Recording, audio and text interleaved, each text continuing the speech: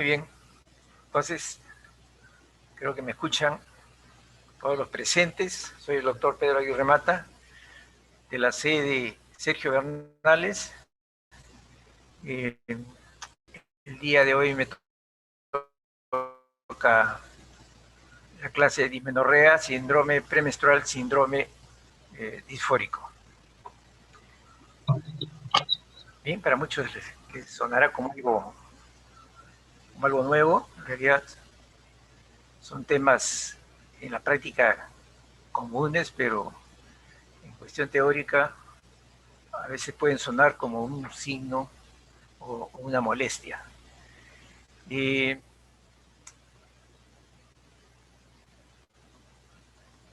Los tópicos que vamos a tratar son los que ustedes están viendo en la pantalla. Empezaremos por la dismenorrea y empezaremos por lo que es la historia.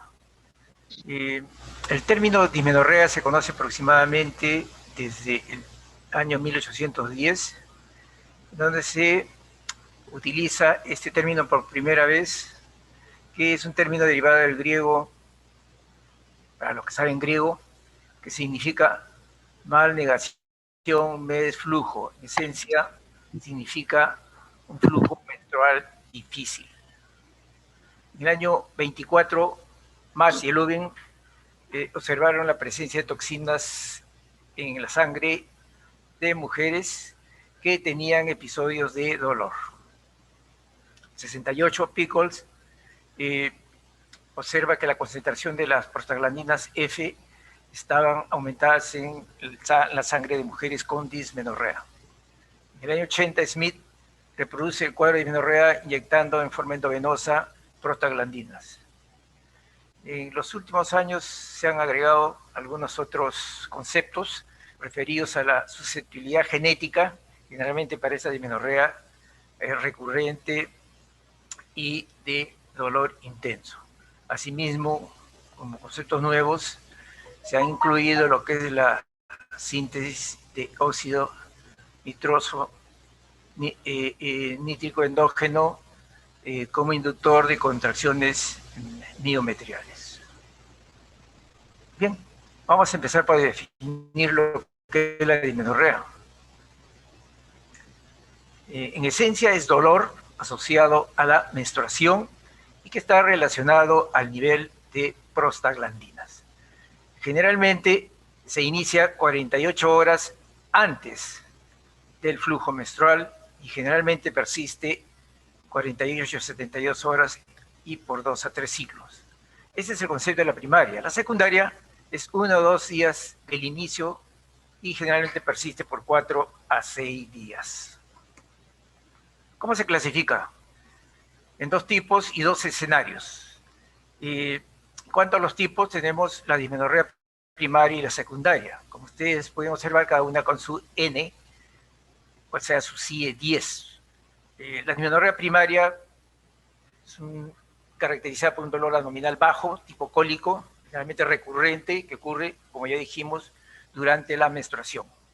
Su característica básica, que la vamos a repetir permanentemente, es que se diagnostica en ausencia de patología pélvica como todo proceso primario, en medicina.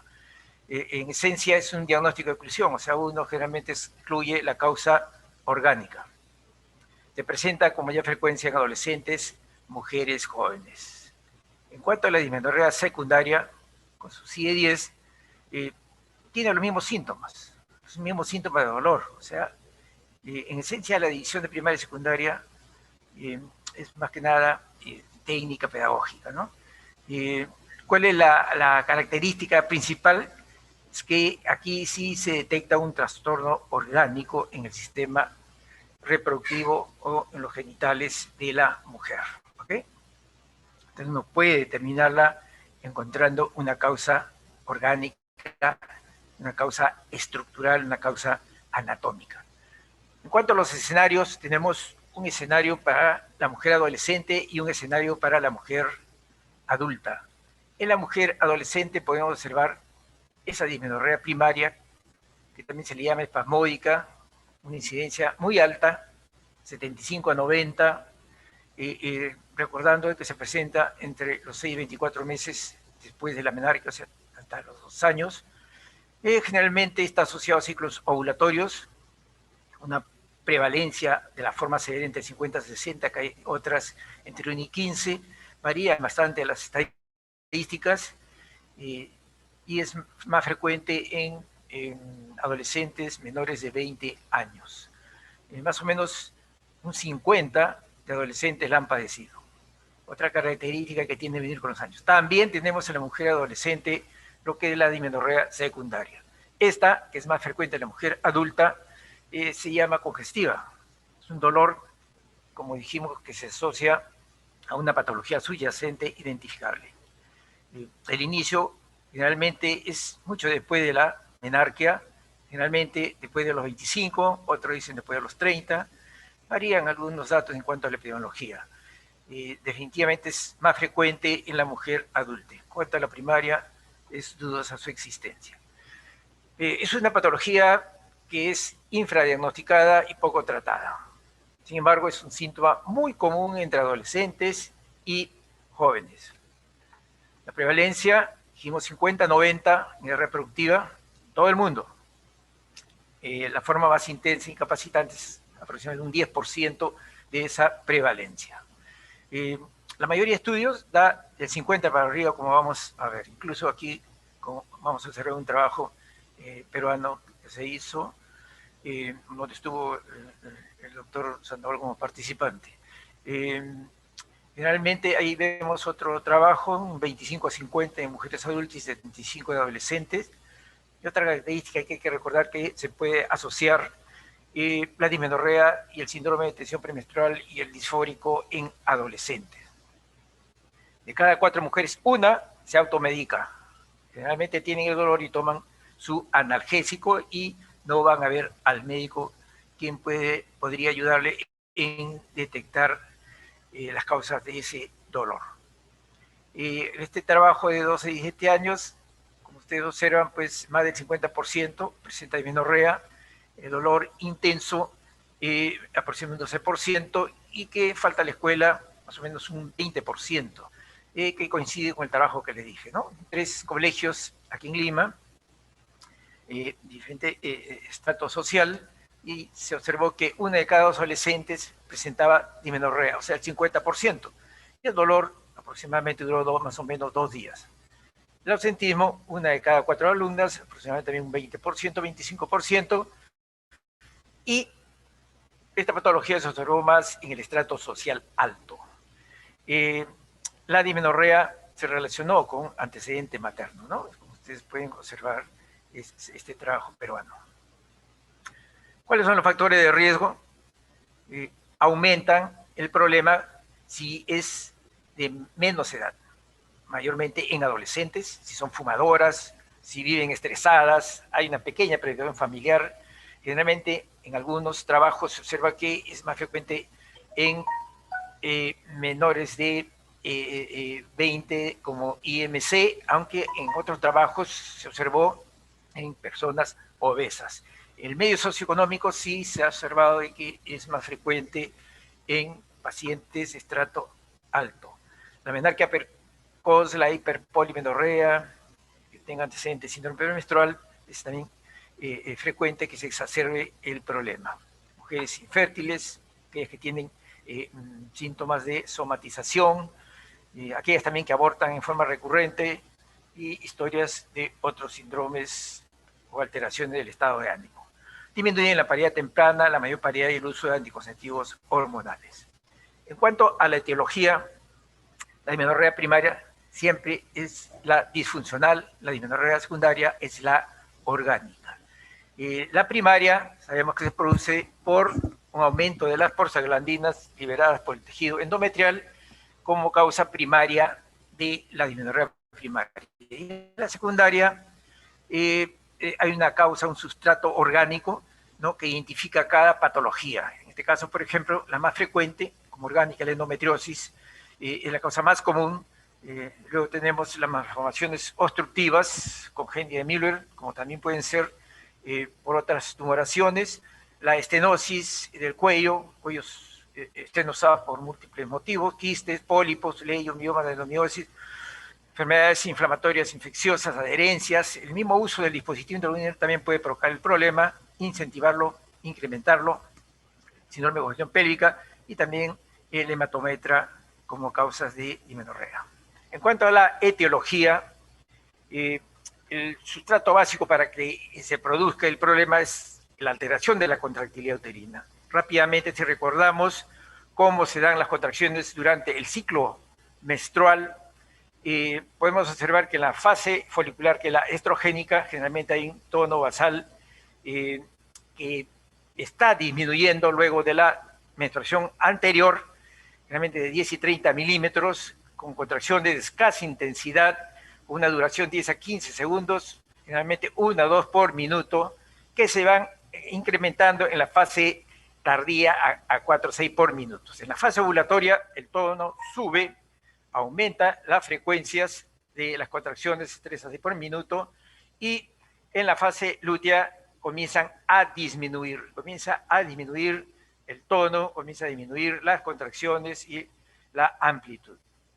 Y llegamos a la fase menstrual. Aquí el tono es casi nulo, está aumentada la intensidad y está aumentada la amplitud. O sea que normalmente, pues, en la fase menstrual la contractilidad está aumentada, pero no llega a causar, pues, un dolor, digamos, que la paciente le pueda provocar problemas, ¿no?, que impidan sus quehaceres o que le obligue a tomar algún tipo de medicamento. Esta contractilidad aumentada definitivamente actúa, pues, provocando una correcta irrigación del músculo uterino, ¿no? Ustedes saben que esta irrigación inadecuada va a provocar, pues, isquemia, y esta es la que en última instancia va a condicionar, entre otras, el dolor. ¿Qué pasa en una paciente dismenorreica en la fase menstrual? Definitivamente hay un importante aumento del tono basal, hay una taquisistolia y hipersistolia que puede llegar hasta 150, aún otros hasta 200, de alguna literatura incluso de 300, y de esto va a depender, pues, el tipo de dolor, ¿no?, la intensidad del dolor que va a referir la paciente, y generalmente son irregulares. Entonces, esta hipercontractilidad, ¿no?, esta hiperdinamia es la que va a conducir, pues, a la aparición de dolor por isquemia uterina. En cuanto a la patogenia, sabemos de que, y como todo proceso ginecológico, el problema empieza por los estrógenos y la progesterona, en el aumento o disminución de uno de ellos, o básicamente en el desbalance que se produce entre estas dos hormonas. Estas hormonas van a producir un aumento de la producción de prostaglandinas endometriales, la F2-alfa y la E2, aparte del aumento de leucotrienos, tromboxanos y vasopresina circulantes. Esta prostaglandina que producen pues una alteración de la motilidad uterina, de la vascularidad, y asimismo va a alterar la sensibilidad, o sea, también actúa sobre las fibras nerviosas directamente. Definitivamente se ha encontrado la sangre menstrual en mujeres con dismenorrea 2 veces más alta en prostaglandinas que aquellas que son eumenorreicas. En cuanto a la vasopresina, también es bueno recordar de que esta estimula la contractilidad uterina, también actúa sobre la motilidad uterina durante la menstruación y pacientes no gestantes, reducción del flujo también sanguíneo, y también va a producir o actuar directamente sobre la vasculatura, ¿no? O sea, tiene sus dos mecanismos de acción. Recordando muy rápidamente la biosíntesis de la prostaglandinas, ¿no?, que se da a través de los fosfolípidos de membrana, que a través de la fosfolipasa A2, que es otro factor también que puede alterarse, aumentando la producción de ácido araquidónico, asimismo por la lipooxigenasa y la ciclooxigenasa, la elevación de leucotrienos y la elevación de las prostaglandinas F2-alfa, el tromboxano y la prostaglandina, la prostaciclina o 12, que son las que de otra forma van a alterar el equilibrio que existe entre ellas durante el ciclo menstrual. En cuanto a la fisiopatología, los factores, pues, devienen de problemas de tipo cervicales obstructivos, los hormonales, la progesterona, los neurológicos adrenérgicos y lo psicológico, histérico, ambiental, ¿no? Un grupo de factores que son los que van a provocar el aumento de las prostaglandinas, el aumento de la contractilidad uterina, la isquemia del miometrio, donde también actúa la vasopresina, y como resultado tenemos una dismenorrea. ¿Cuáles son las características de los síntomas? En cuanto a la primaria y secundaria, en cuanto al inicio del dolor, ya lo dijimos, el dolor en la primaria inicia entre los 6 a 12 meses, posterior a la menarquía, la otra después de 2 años o mucho más. Realización de la menstruación, 1 o 2 días, y la otra 1 o 2 días después. El dolor en la primaria es cólico en zona baja del abdomen, la otra es sordo penetrante, generalmente lateralizado. En cuanto a la duración, generalmente dura la primaria 12 a 72 horas, hasta 3 días, 2 a 3 días, y la otra en 4 o 5 días. No hay antecedentes ginecológicos en la primaria, la otra hay antecedentes. En la dismenorrea primaria, al hacerle el examen, que generalmente se recomienda no hacerlo, es negativo. En la secundaria se encuentra pues útero retroverso flexos, dolorabilidad a nivel de los ligamentos uterosacros, asimismo de anexo palparse alguna tumoración. Los dolores en ambos pueden ser leves a severos. En cuanto a su historia natural, la primaria tiende a mejorar con la edad y generalmente después de un parto desaparece. En cambio, en la secundaria tiende a aumentar con la edad. Tratamiento, la primaria tiene una respuesta positiva al tratamiento empírico, y la secundaria generalmente hay que dar un tratamiento adicional, no causal. El tratamiento empírico generalmente falla. Puede acompañarse a la primera síntomas como náusea, vómito, diarrea, cefalea, etc. Recordar que los síntomas varían intensidad de un ciclo a otro, o sea que no necesariamente el dolor va a ser igual en todos los ciclos, pero sí tiene su temporalidad, o sea que si aparece al inicio, en los demás ciclos lo va a hacer así siempre. Otra cosa también es que el tiempo dura igual siempre en cada paciente. Si dura 2 días, pues casi siempre va a durar 2 días. La evaluación diagnóstica la hacemos con la anamnesis. En la dismenorrea primaria es un diagnóstico de exclusión. Son jóvenes, pacientes muy jóvenes, generalmente.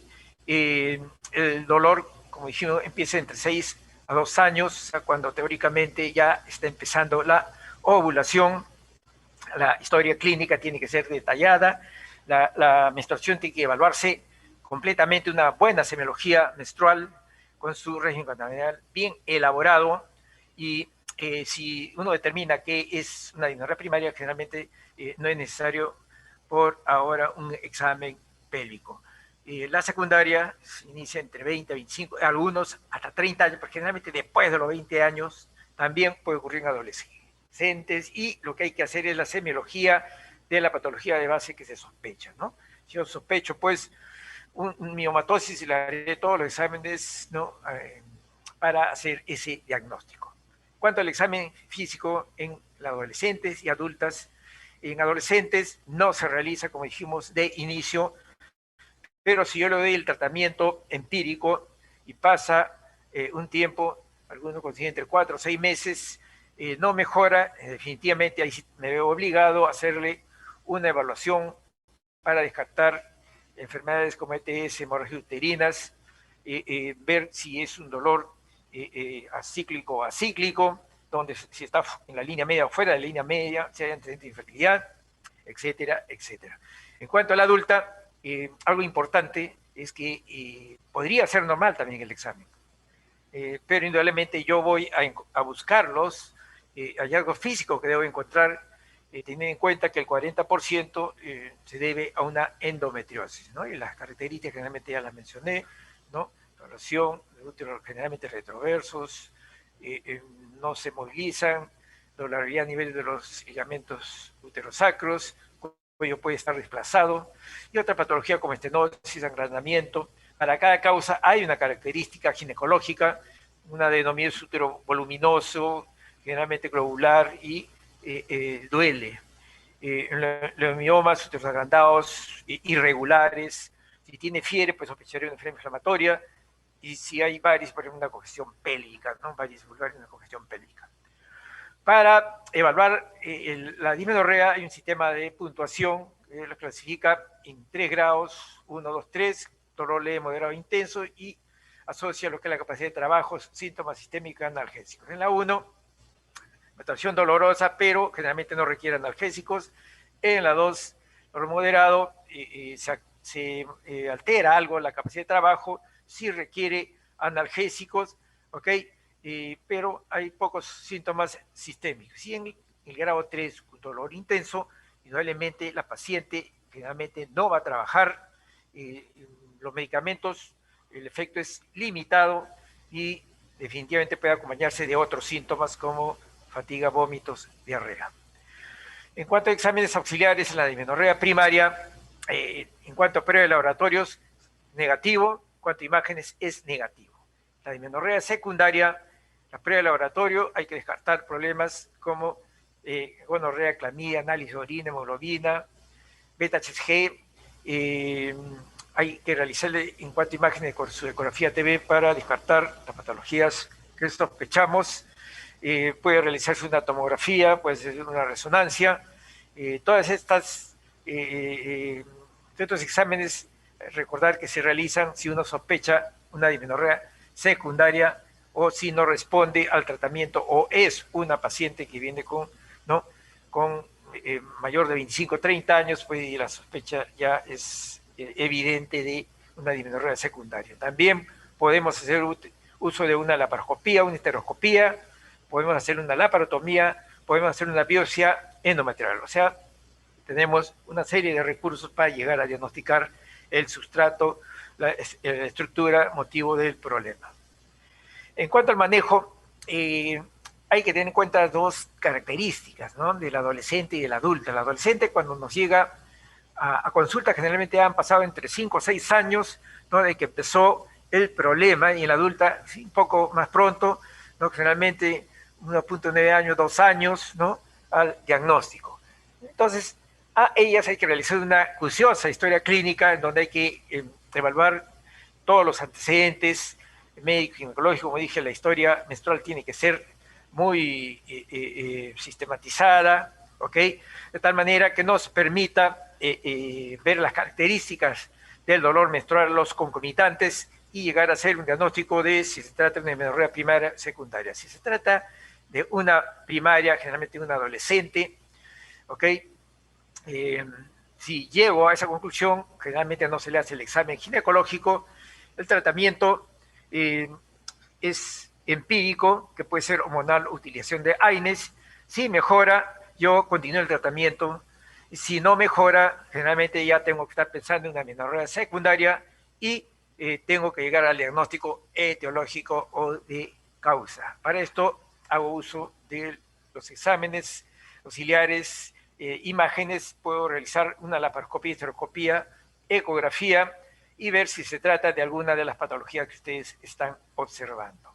El tratamiento pues va a ser causal, ¿no? De la patología. Si es un mioma, pues le haré una miomectomía si es factible y quiere preservar su fertilidad, si no, le haré una histerectomía.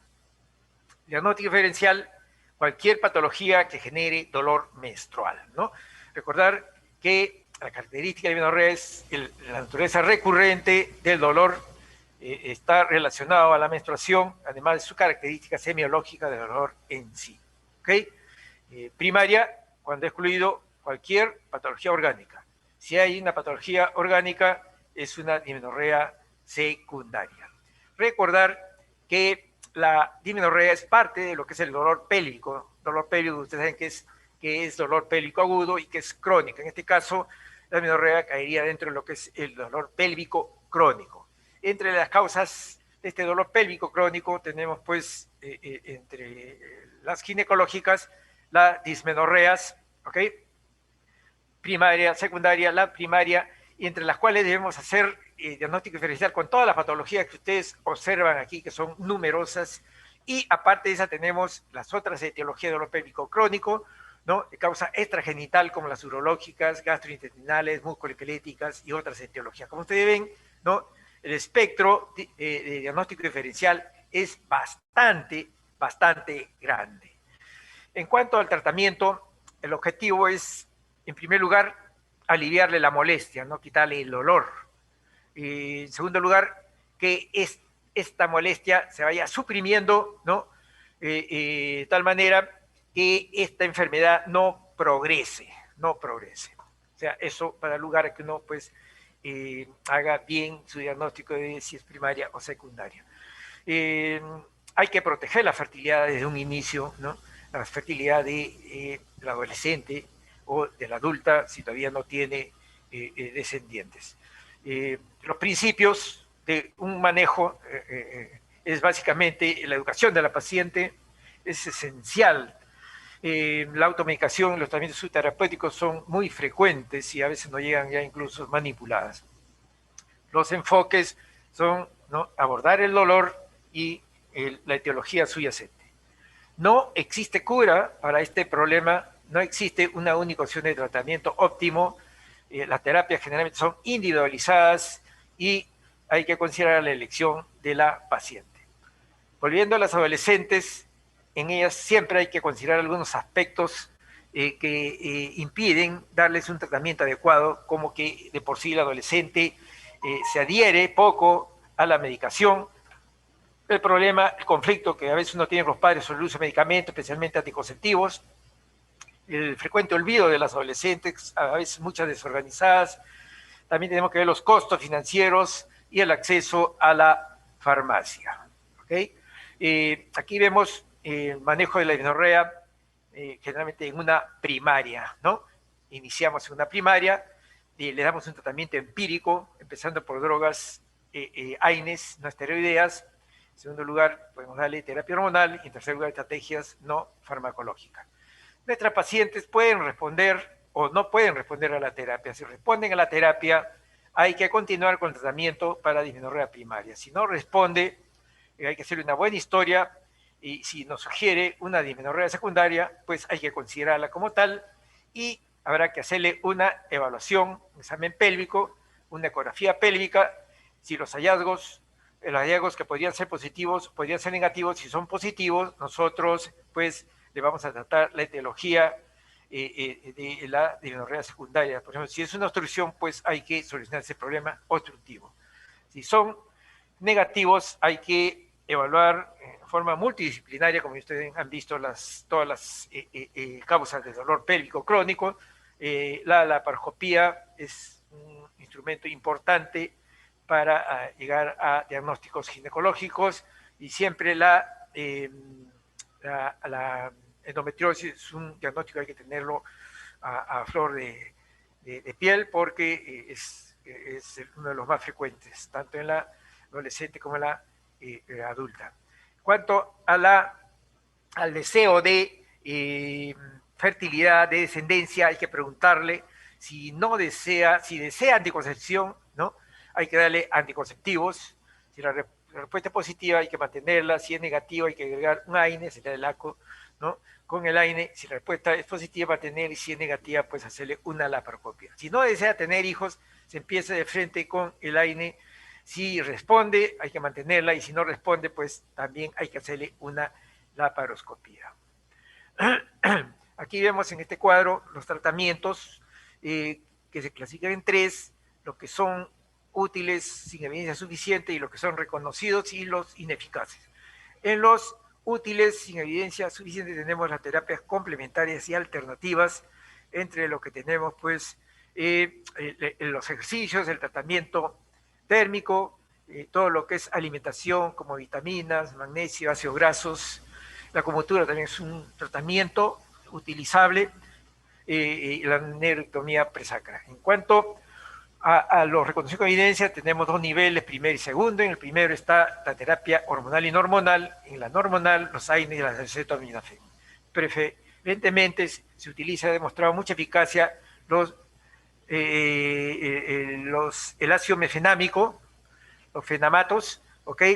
Entre los AINES, el ibuprofeno y el naproxeno. El celecoxib, por ejemplo, se utiliza para mujeres mayores de 18 años. En lo hormonal, ¿no?, tenemos los anticonceptivos orales y cualquier otro utilizado por cualquier vía, sea dérmica, intravaginal, etc. En el segundo nivel tenemos los parches térmicos, ¿okay? O sea, parches con calor, los TEN, que son ondas aplicadas, ¿no?, sobre estructuras nerviosas, los vendajes neuromusculares, el masaje del tejido dique y la terapia con kinesioterapia. Los no conocidos, los no todavía aceptados, tenemos, por ejemplo, oxitóxicos. ¿Okay? Los oxitóxicos no están aceptados. Aquí ve usted un trabajo de evaluación de la presión intrauterina en pacientes con y sin tratamientos con AINE, ¿no? Te ven claramente aquí cómo en esta paciente con dismenorrea primaria se le dio meclofenamato, que es parecido al ácido mefenámico, el famoso Ponstan o Tanston, ¿ok? En donde observa, claramente se ve cómo el dolor cede, mientras que con el placebo la molestia se mantiene. Y finalmente, si no hay respuesta, tenemos un tratamiento de más, que es el quirúrgico, ¿no?, que ya sabemos que es definitivo y reversible generalmente para aquellas que han completado su dependencia y tienen un dolor que no cede a los tratamientos convencionales, entonces se le puede hacer una ablación endometrial o una histerectomía. Hay que recalcar, hacer hincapié en el papel de la laparoscopía para aquellas que no han tenido alivio adecuado después a 2 a 6 meses, ¿no? Ahí es cuando uno puede utilizar la laparoscopía, ¿ok? O sea, como dije en un momento, 2 a 6 meses le estoy dando el tratamiento, entonces yo voy pensando y preparando de que aquí hay algo más que tengo que investigar. En ese caso, el laparoscopio no es un instrumento muy importante. La laparoscopia, aparte de ser diagnóstica, puede ser también quirúrgica. En adolescentes, cualquier cirujano no debería intentar hacer el diagnóstico de endometriosis, ¿no? Se necesita tener experiencia. Es importante conocer, haber visto, la apariencia de endometriosis en la adolescente es diferente de la adulta, no se ven iguales.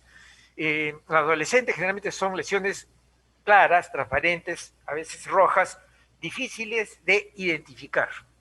Hay que utilizar técnicas de manipulación del laparoscopio, no hay que tener el laparoscopio a milímetros del peritoneo para tratar de visualizar las lesiones como se han especificado. Si es factible hacer una biopsia de lesión sospechosa, se hace. Si hay alguna visible, se debe destruir. Pero no siempre esta lesión sospechosa pueden confirmar la endometriosis. Tampoco esto no debe ser obvio para pensar de repente que tienen una endometriosis y que se debe iniciar tratamiento si visualmente yo tengo esa sospecha. El Colegio Americano refiere que la intervención peritoneal de adolescentes no debería sacarse esas lesiones sospechosas basadas en precauciones teóricas, ¿no?, aunque no hay datos precisos. Aquí podemos ver las imágenes de transparentes, vesiculares transparentes, ¿no? Ustedes lo van a tener que buscar, a ver si lo encuentran, no es nada sencillo. En cambio, en este lado, como ustedes pueden observar, ¿no?, si se visualizan, son esas lesiones de tipo rojo, ¿no?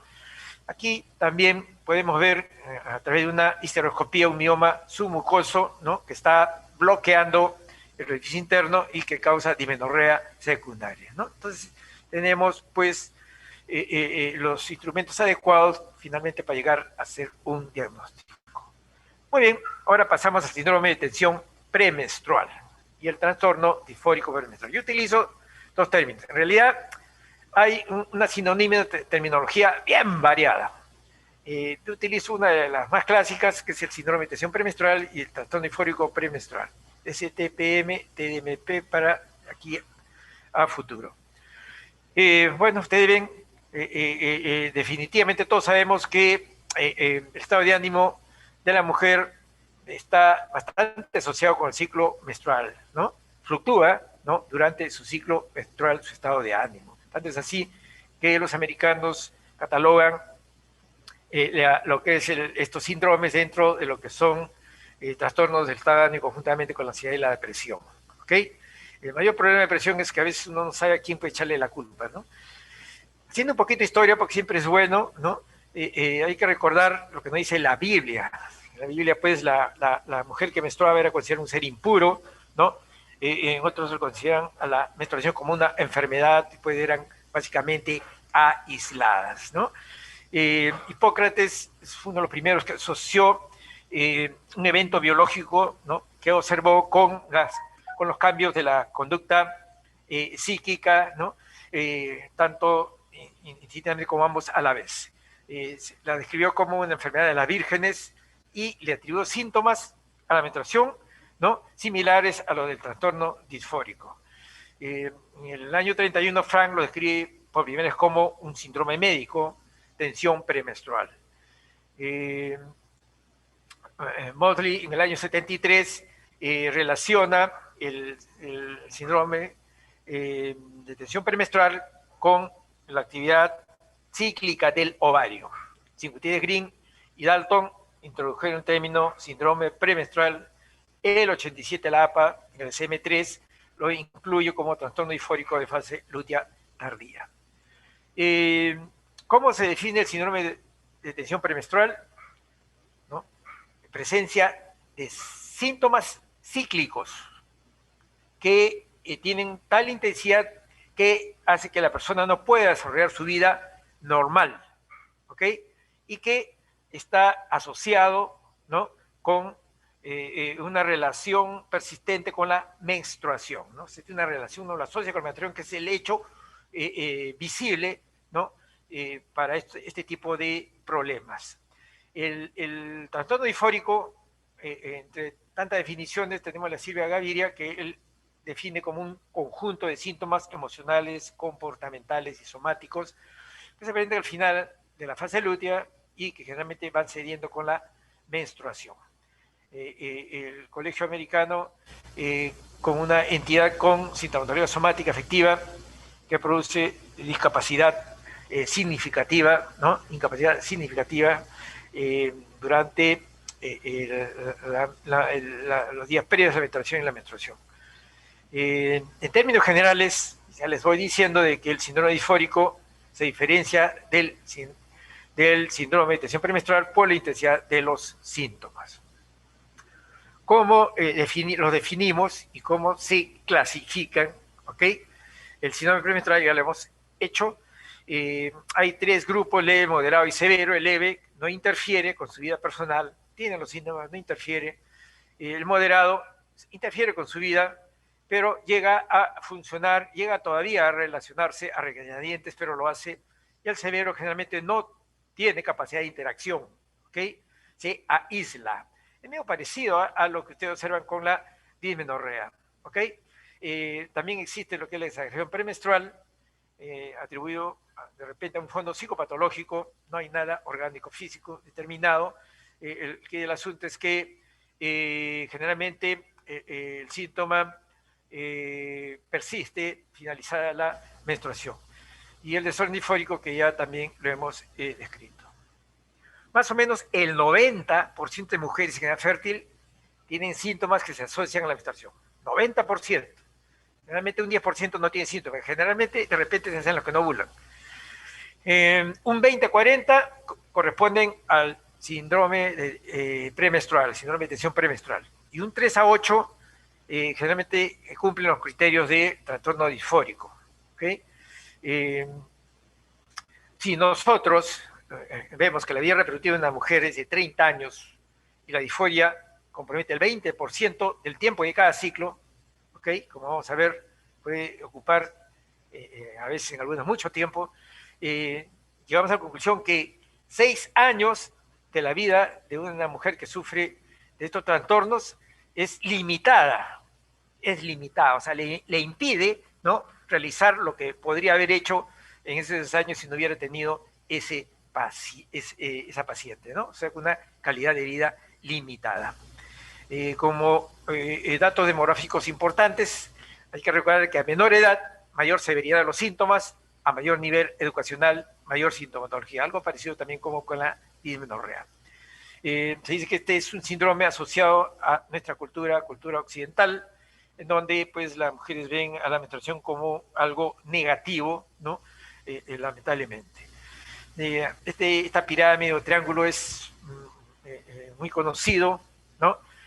Ustedes pueden observar la parte de la base, la población total, ¿no? Femenina, el 100%, en las cuales el 93% llega a ser definido como síndrome premenstrual por la CIE, o sea, la OMS, ¿ok?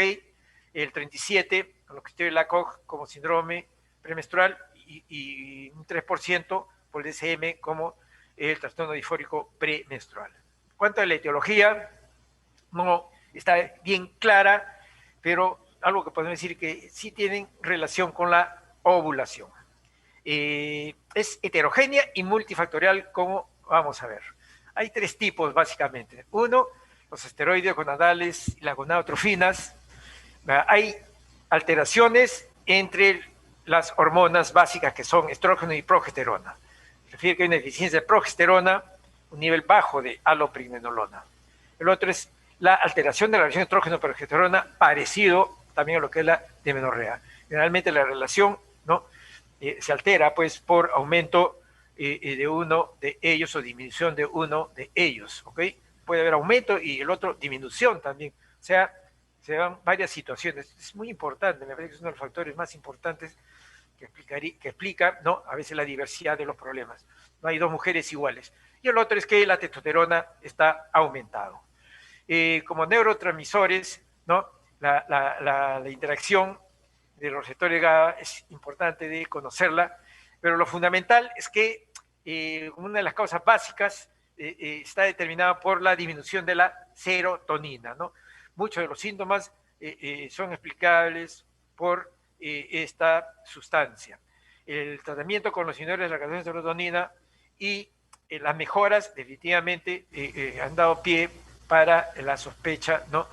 Y la importancia de la acción de esta sustancia. También que la enzima MAO y la acción GABA inhibición por la progesterona, como la correlación en que la disminución de la 5-hidroxitriptofano ocurre en estas pacientes con disforia.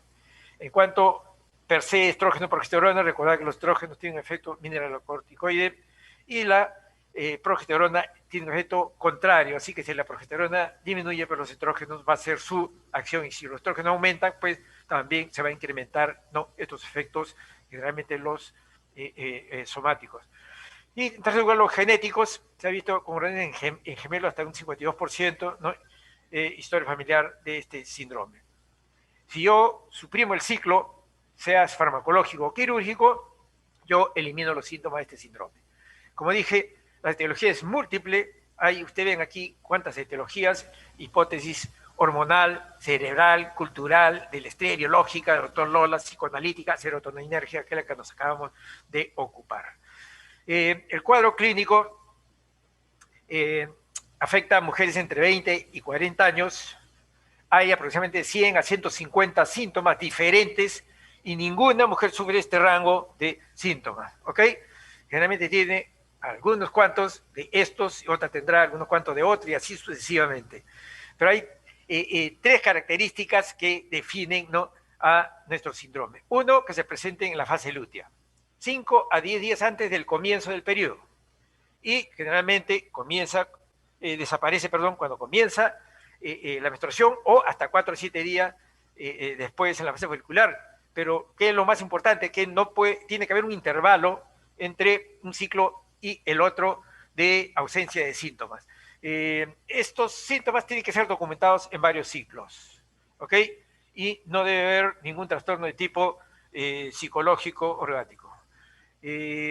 Tercero, ser recurrentes y tener una severidad que impacten en su vida relación, ¿ok?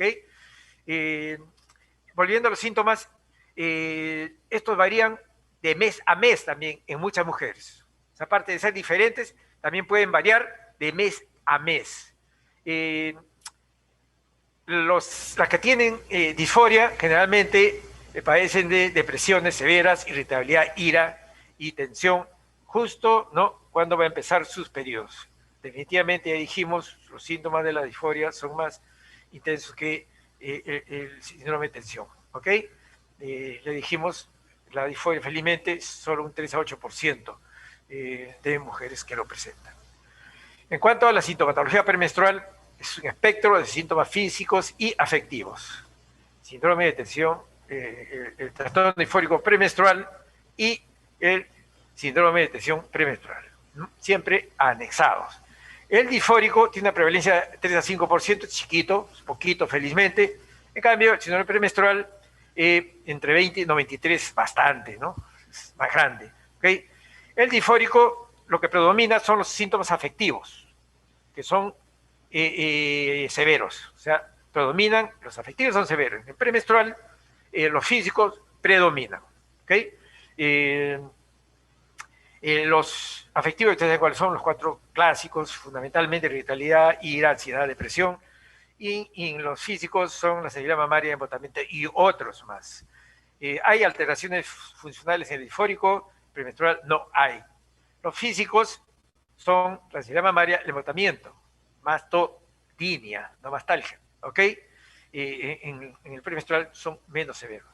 Son síntomas, pues, regulares, que aparecen antes de la menstruación, empiezan a hacer con la menstruación, pero a veces se van hasta 4 o 7 días en la fase folicular, ¿no?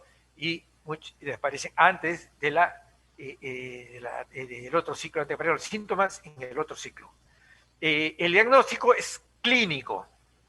Los límites entre ambos no está bien definido. Se dice que es un proceso continuo, ¿ok?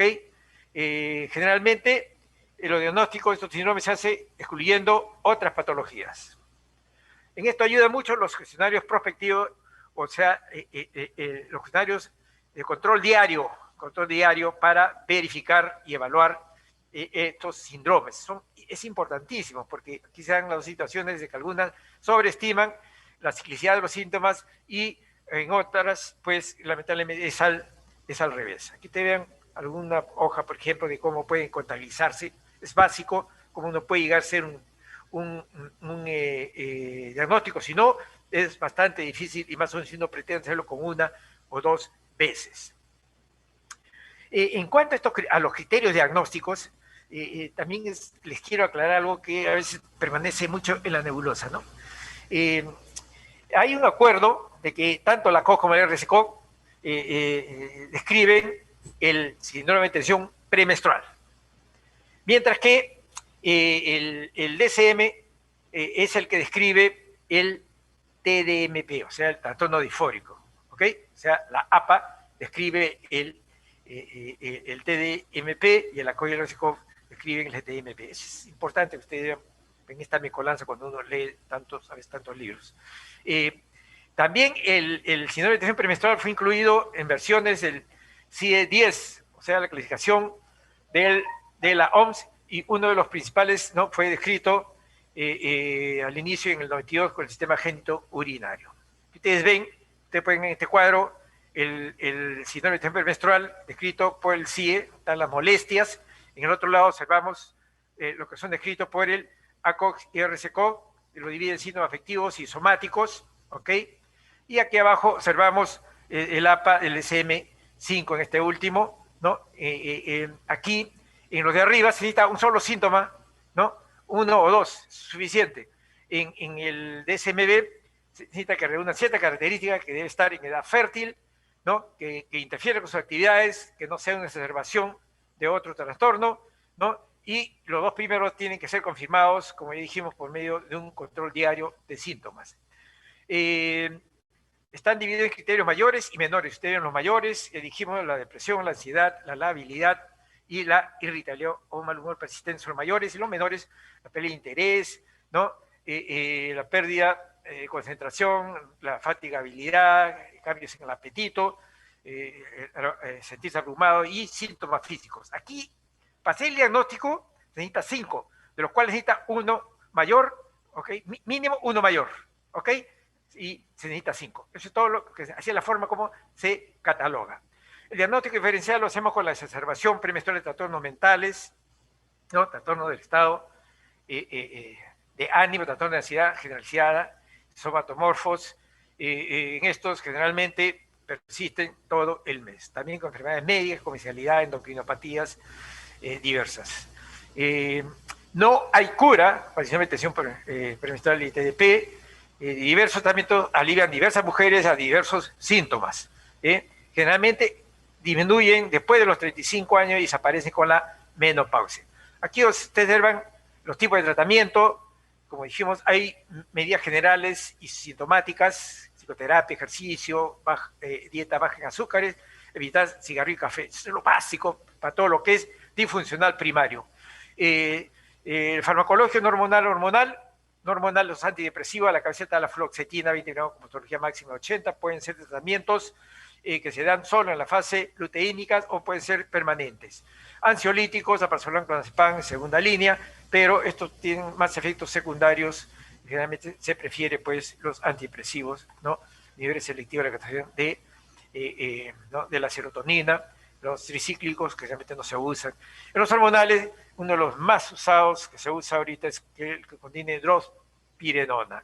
Los del norte derivados no han demostrado mucha utilidad. El abordaje quirúrgico, histerectomía, vasalpingo o oferectomía como estrategia final. Aquí un pequeño algoritmo. No farmacológico, si es no farmacológico, se empieza con la dieta, psicoterapia, si responde, si continúa, no responde. El farmacológico se puede empezar con vitaminas, AINES, hormonas, inhibidores. Si responde, se continúa, no responde, hay que reconsiderar el tratamiento, no hay que reevaluarlo. Aquí las opciones, tratamiento de elección, de acuerdo a la presencia de síntomas, los inhibidores selectivos, ¿no? La recaptación de serotonina, se puede agregar otros como modificación estable de vida, opcional vitaminas, una opción benzodiazepinas, tercero, oforectomía, cuarta, oforectomía, ¿ok? Y hay, dependiendo, por ejemplo, síntomas solo físicos, anticonceptivos orales, físicos y químicos también, los inhibidores, teniendo en cuenta que se le puede agregar anticonceptivos, ¿no? O también sedantes. El manejo, en base al diario de síntomas, también nos permite tratamientos específicos como el edema con espironolactona, la cefalea, paracetamol, fatiga, café, sensibilidad, vitaminas, o sea, dirigido. Conclusiones: el trastorno disfórico premenstrual es una entidad clínica que se presenta en el 3 al 5% de mujeres en edad reproductiva. El trastorno disfórico tiene perfiles diferentes a la depresión, hay que diferenciarlo. El trastorno disfórico es una forma severa de síndrome de tensión premenstrual que afecta en la vida de relación de la persona. Este trastorno es inadecuadamente reconocido, definitivamente, y también tratado. Muy bien, eso sería todo. Si hubiera alguna pregunta.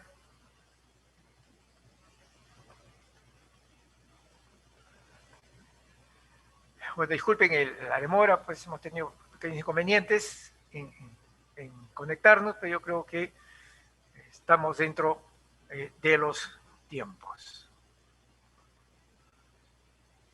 Si no hay preguntas, damos por finalizada la clase. ¿Ok? ¿Hay preguntas? ¿Sí? ¿Mayra? No, ¿no? Bien. Entonces, damos por concluida. ¿Sí? Bien, damos por concluida la clase. Ok, Gracias, doctor. muchas gracias.